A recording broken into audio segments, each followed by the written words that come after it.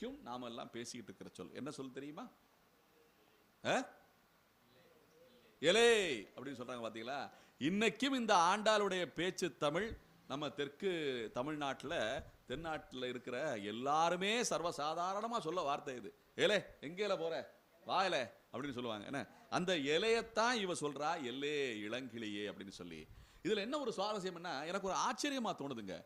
ஆங்கிலத்தில் இந்த இலை இருக்கு எப்படின்னு புரியல எனக்கு.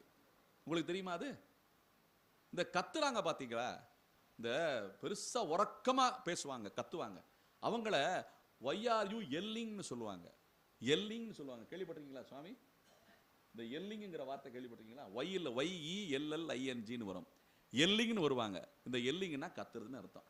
நீங்க வேணும்னா பார்த்துருங்க, டிக்ஷனரியில் பாருங்க, மொபைலில் பாருங்க, வருதான்னு பாருங்க. அடியேன்னு சொல்றது சரியான தெரியும்.